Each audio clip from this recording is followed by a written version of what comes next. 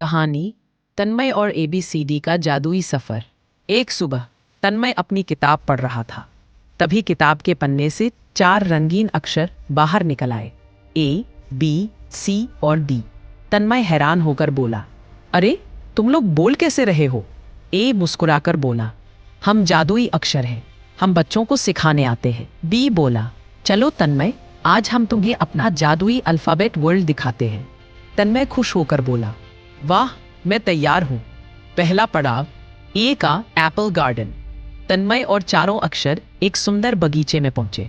वहां चारों तरफ लाल लाल सेब लटक रहे थे। ए बोला, देखो तन्मय, ए फॉर एप्पल। तन्मय ने मुस्कुराकर कहा, ए फॉर एप्पल आसान है। दूसरा पड़ाव, बी का बेयर फॉरेस्ट। अब सब एक हरे भरे जंगल में पहुंचे। वहां एक प्यारा भालू पेड़ से शहद खा रहा था। बी बोला, यह है मेरा दोस्त भालू, बी फॉर बेयर। तन्मय ने भालू को हाथ हिलाकर कहा, हाय बी। दिया, हेलो तन्मय। ओके। तीसरा पड़ाव, सी की कैट टाउन। अब वे एक छोटे से गांव में पहुंचे जहां दर्जनों बिल्लियां खेल रही थी। सी बोला, यह है सी फॉर कैट टाउन। एक छोटी सफेद बिल्ली तन्मय की गोद में कूद गई।